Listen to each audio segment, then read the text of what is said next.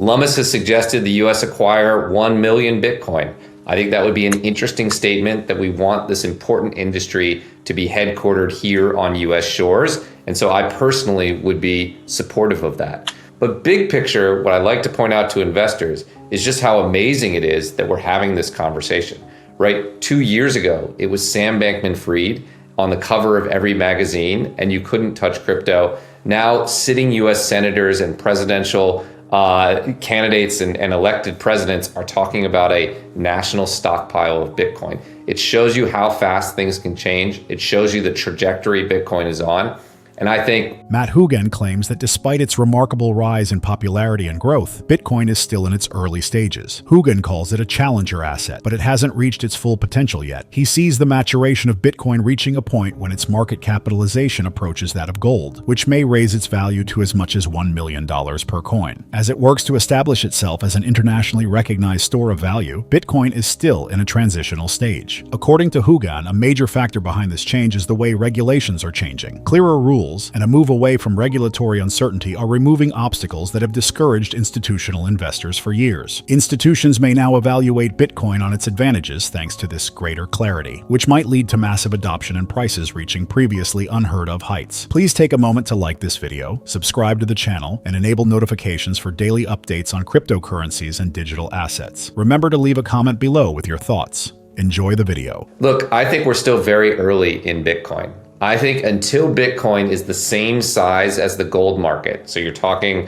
$400,000 or $500,000 a coin, maybe more, until we get to that point, Bitcoin is still the challenger asset. It's still maturing. This change in a regulatory setting from Bitcoin going from sort of persona non grata to having a level playing field is going to help Bitcoin mature and be accepted globally as an institutional store of value asset. And if that happens, there's no guarantee that will happen, but if that happens, you're talking about Bitcoin priced in the multiple hundreds of thousands of dollars. I think that's what this change is doing.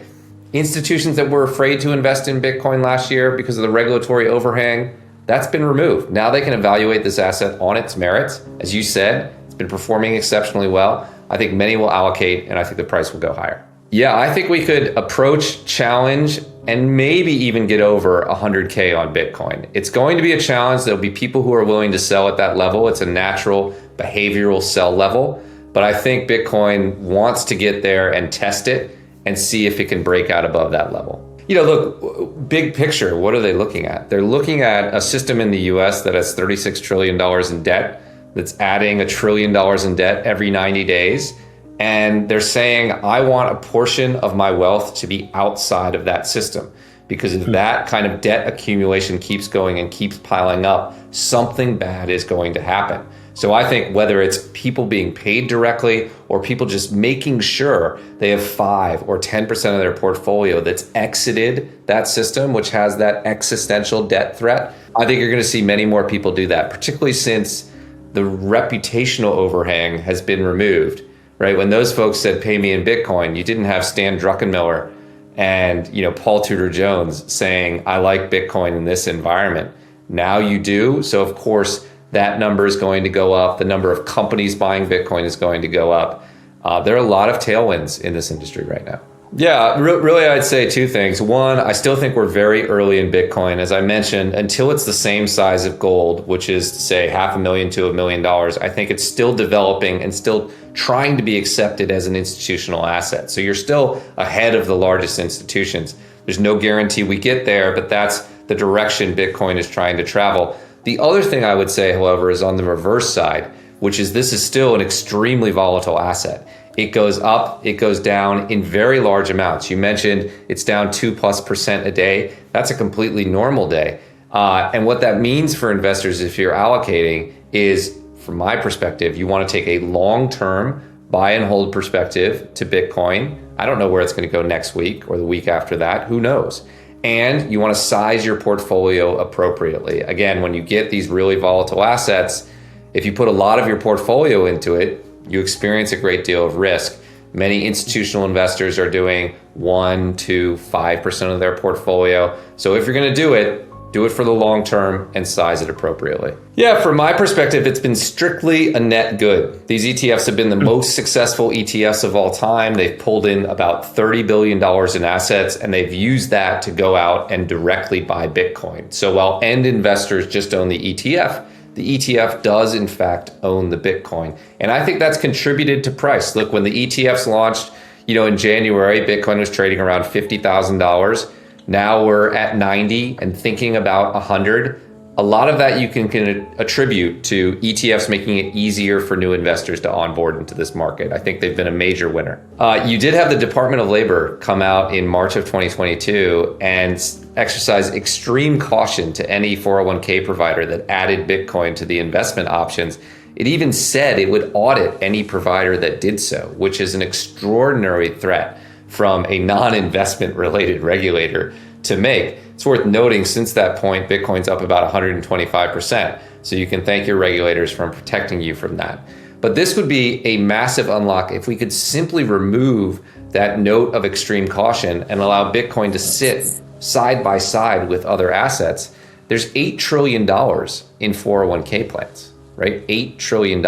If you think about 1% of that moving into the Bitcoin or crypto market, that is more than we saw from the ETFs by a significant fraction. And then even more importantly, Americans save every month in their 401ks. And so if a small portion of that went into a well-diversified portfolio, but included crypto, you could see a persistent bid for crypto in the coming years in the same way you see a persistent bid for stocks.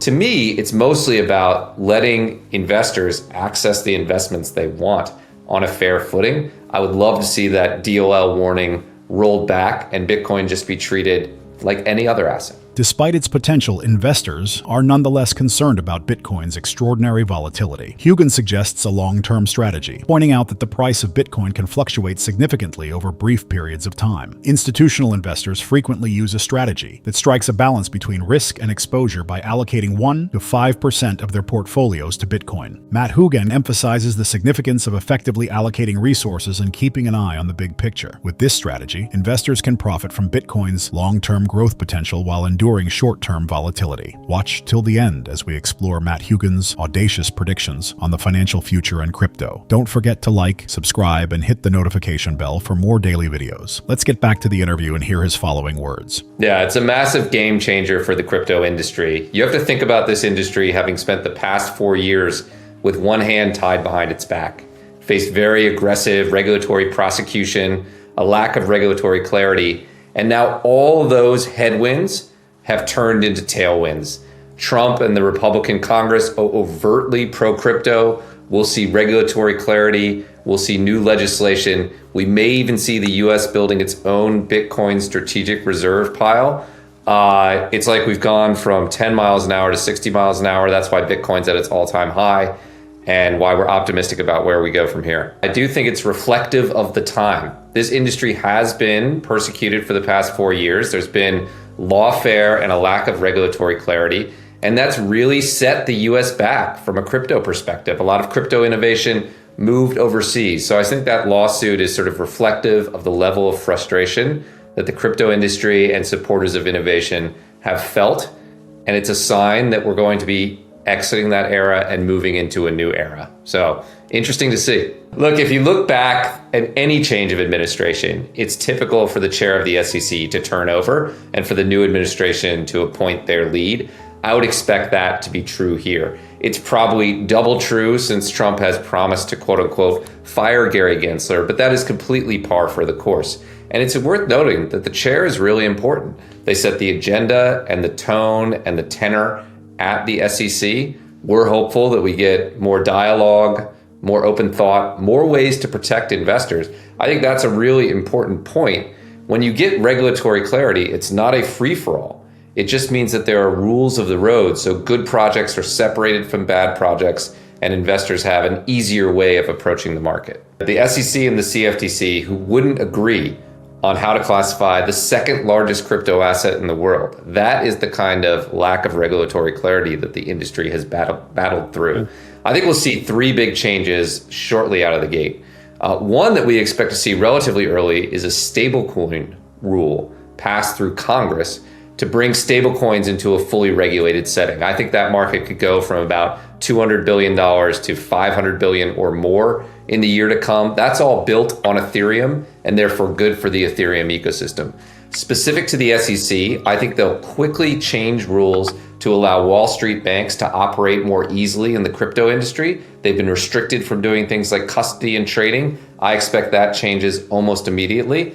I think we will eventually get market structure rule that solves that question you raised, what's a security and what's a commodity, and that will unleash innovation. And then importantly for investors, we're going to see much more dialogue around what we can do in an ETF wrapper. We've seen what Bitcoin ETFs have done in terms of helping people gain safe, low-cost access to that space.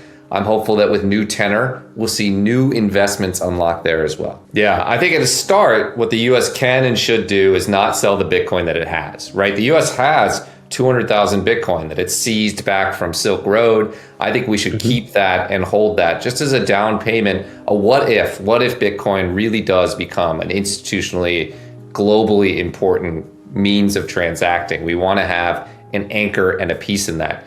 Lummis has suggested the US acquire 1 million Bitcoin. I think that would be an interesting statement that we want this important industry to be headquartered here on US shores. And so I personally would be supportive of that. But big picture, what I like to point out to investors is just how amazing it is that we're having this conversation, right? 2 years ago, it was Sam Bankman-Fried on the cover of every magazine and you couldn't touch crypto. Now sitting US senators and presidential candidates and elected presidents are talking about a national stockpile of Bitcoin. It shows you how fast things can change. It shows you the trajectory Bitcoin is on. And I think whatever version of it we get, it's going to be another major unlock for this asset. Yeah, I think it would be very positive for price. What you don't want to see is the US government owning a controlling portion of Bitcoin or a very large pool of Bitcoin. But you look at the gold market, and governments around the world own about 22% of gold.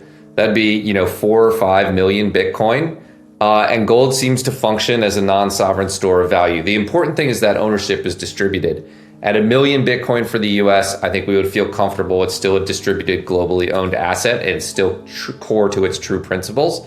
And for sure, 1 million Bitcoin in new demand would be supportive for the Bitcoin price. So I think it's a win-win actually for the market. Matt Hougan thinks that after years of regulatory obstacles, strict enforcement, and uncertainty, the cryptocurrency sector is about to enter a revolutionary stage. He adds, considering that a pro-crypto administration might be approaching, he anticipates substantial legislative and regulatory advancements. Regulations governing stablecoins, which have the potential to grow the market to over $500 billion, and explicit guidelines for distinguishing securities from commodities are two examples of this. These regulations will encourage innovation and institutional involvement. The significance of the United States adopting Bitcoin as a strategic asset is another point Hougan makes. In order to establish a dominant position in the global cryptocurrency market, he recommends keeping the 200,000 Bitcoins that were seized from Silk Road as a starting point and possibly growing it to 1 million Bitcoin. This action would demonstrate support for the sector and acknowledge the increasing significance of Bitcoin as a non-sovereign store of value. Hougan highlights the swift shift in sentiment, pointing out that while cryptocurrency was widely criticized just 2 years ago, U.S. leaders, including senators and presidential candidates, are now publicly talking about establishing a national Bitcoin reserve. What are your thoughts on the U.S. possibly building a Bitcoin reserve? Drop your comments below. Don't forget to like this video, subscribe to our channel, and hit the notification bell for more insights on cryptocurrencies and the financial markets. Happy investing!